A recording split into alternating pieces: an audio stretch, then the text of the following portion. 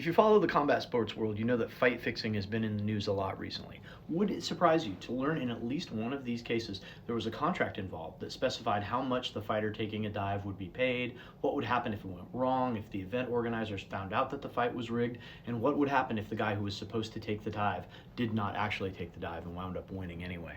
And no, I'm not talking about the UFC, even though about half a dozen fighters over the last month have come out and said they've been approached about fixing fights. I'm talking about an event that happened almost 2,000 years ago, and you don't even have to take my word for it, at least not if you read ancient Greek. This document is the oldest evidence we have of fight fixing in the ancient world. It's a contract, and it specifies a wrestler named Demetrius is going to lose a best of 3 falls wrestling match to a wrestler named Nicantinus. Nicantinus is going to pay Demetrius 3,800 silver drachmas, which is about enough to buy a mule. And they have contingency plans. If the event organizers realize the match is rigged, then Demetrius gets paid anyway, but if Demetrius tries to double cross and winds up winning, he owes about triple the amount that he's going to be paid to throw the match, which is a profound incentive to actually throw the match. Hey y'all, I'm Jeff Shaw. I'm teaching a class at Western Washington University about the history of martial arts. It should be apparent from this example that fight fixing has a long history, and it probably actually goes back well before this. This is just the first available evidence we have for it. Whether people were rigging matches to just win because they wanted to make money through gambling, or whether they just wanted to entertain the crowd, thereby allowing themselves to make a professional living with combat sports, fixed fights are as old as combat sports themselves. Martial arts is good for a lot of things, but 2 of the main ones are effective fighting techniques for self-defense and entertainment. People have always loved watching good fights, whether those were ancient Greek wrestling matches, or modern mixed martial arts, or Muay Thai boxing, or professional wrestling. Now wait, I hear you say, doesn't professional wrestling have predetermined outcomes where it's staged? Yes, and that's exactly the point. Staging matches with predetermined outcomes has always happened, and the public, or at least some subset of it, has always been kind of aware that what they're watching may be scripted, or at least have a predetermined result. Now, everybody knows about the Colosseum in ancient Rome, where there was gladiatorial combat, but there was also the Hippodrome, which was a place built in 203 AD where chariot races would happen. There was lots of wagering on these races at the Hippodrome, and where there's wagering, there's often rigged matches and rigged races. I mention this because I want you to see this press report from 1886 in the United States, where sport fights, such as wrestling matches, were popular entertainment. Now notice the 19th century word in this story, hippodroming, that everybody was satisfied there was no hippodroming. This was a term people would use for faking matches to determine what was scripted and what was not. Now, they invented an entire word for this because faked fights would be called hippodromed fights, and you would see distinctions in the press made between matches where hippodroming would and would not take place. The press reports at the time show us that the media and the public have always been aware that some matches have predetermined outcomes and some do not, but people are willing to suspend disbelief in order to be entertained, and paid fighters are willing to put on worked matches in order to entertain them. The thing is, the 2 goals of effective violence and entertaining violence are often at odds. You can have a really boring MMA fight that's real, and you can have a really exciting professional wrestling match that is scripted. And if you're going to develop the skills in order to fight and you're going to make a living at it, yes, it helps for you to win, but that doesn't always attract paying customers, which is the real thing that keeps you in business. As Roberto Pedrera has noted here, it takes so much skill to fake the fight. It's not going to look good if you don't have the skills that would actually enable you to win a legitimate fight. This gets us to an important thing to understand, which is the motivations for people to fix matches or have a predetermined result, because those reasons haven't really changed since the days of the Colosseum or the Hippodrome. If you're a professional fighter, you could take a chance on a legitimate fight and win and earn some amount of money, or lose and earn less money, and maybe even get injured, which cuts off your income stream entirely. Or you could agree on a prearranged result, work with an opponent who is also skilled, and then generate entertainment for the fans who keep coming back. This is also a really good reason to pay fighters a living wage, by the way.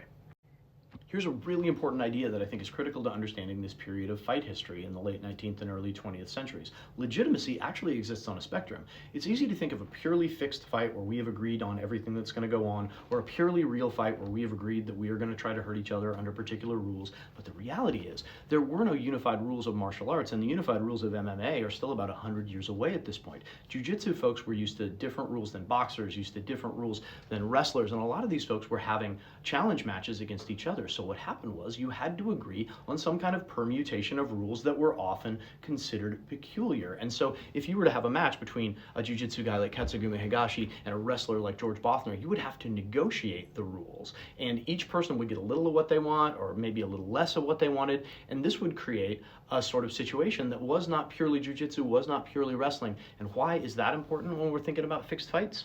Here's an example of the really complicated and specific rule sets negotiated between Higashi and Bothner. For one of their matches, they went Sambo style with a coat and a belt but no pants. This was a compromise between the two men. You could win by pin like wrestlers or judo folks were used to, but you could also win by a clean throw, which we would call ippon. There were various provisions for Higashi to be able to use some jiu-jitsu submission holds but not others, and there were rules about what would happen if he did.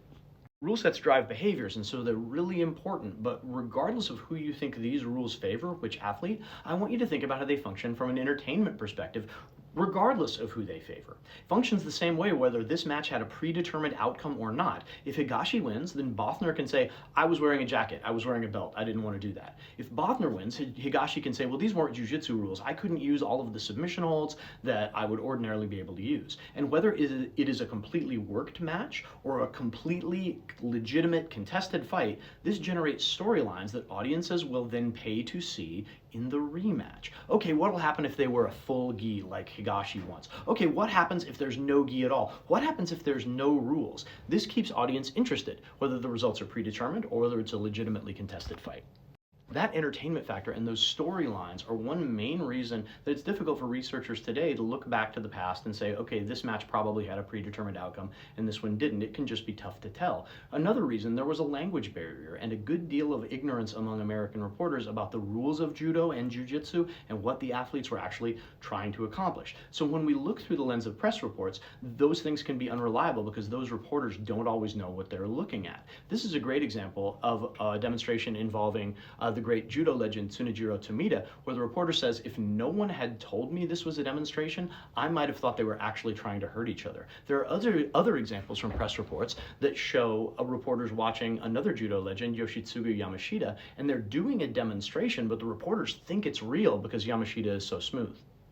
Another reason it's difficult to determine which of these matches had predetermined outcomes and which didn't is that you couldn't admit these to reporters. You couldn't even admit it in public, or you would run the risk of undermining your own livelihood. Even contemporary reporters at the time said that another fixed match would effectively ruin the sport in whatever city that they were in. That being said, sometimes there are context cues that you can use to determine what was happening, like this report from my own home county of Whatcom, Washington, where the legendary catch wrestler Farmer Burns loses to Frank Gotch, but the reporter says, it's okay, folks, he has to lose to the latter once in a while in order to give zest to the contest, which is kind of a wink and a nod letting us know this match was a work. We can say two things for sure. First of all, we know that there was some explicit fakery, like this example, where a small Japanese woman and her white American bulky assistant worked together both on the vaudeville stage and also on the street, putting on performances of mimicked violence until one day a policeman arrested the man for what he thought was harassment and assault. These two confessed that, hey, we work together, this is a fake, but they kept up the bluff by saying, hey, our first street encounter was actually honest, and we just went into business together in order to repeat it as a lesson for people not to harass each other on the street. We also know that there were some people who absolutely refused to participate in fake scripted matches. This isn't one of them, although he is a legend of the martial arts and one of the forefathers of modern MMA. That's George Gracie. He participated in both legitimate matches as well as scripted matches. But why is he up on the screen? Well, two reasons. First, this is from Josh Simon's website, and Josh has done a bunch of interesting historical research, so I do recommend you give him a follow. Second reason is that although George didn't get along with his brother Elio, he did say that Elio never participated in any kind of scripted or faked matches, which sort of implies that it was a common practice at the time, but that his brother Elio would have nothing to do with it. All four of these guys are important, but I want to talk specifically about the gentleman on the left, Akitaro Ono. The others are Tokuguro Ito, Soshiro Satake, and of course the great Mitsuyo Maeda, who was central to the founding of Brazilian Jiu-Jitsu. These men were called the Four Kings of Cuba. They became famous barnstorming stars in that nation in the 19-teens. This photo was taken in Havana in 1912, but before then, Ono arrived in America in 1905. He was a legitimate Kodokan black belt and began taking challenge matches, one of which where he beat up a giant catch wrestler by the name of Tom Frisbee in Asheville, North Carolina. Before I show you the next image, I want to ask you one question. What happens if a fighter taps another fighter 3 times? You probably answered that the match is over, and you'd be right, and that's what happened when Ono choked Frisbee the first time. But Frisbee claimed those taps were just meant to signal that the choke wasn't working. Now this shows some of the gray areas and nuance involved in competition at the time. Is it believable that Frisbee didn't know what a tap meant? Sure, maybe. Is it also believable that both fighters could argue this wasn't a conclusive finish and then build hype for the rematch? Absolutely. And Frisbee did say he'd take a rematch, but he'd never wear a gi again. See how this works? There's another match I really want to tell you about where Ono was involved and the State Department and President Roosevelt almost had to step in, but that'll be another time.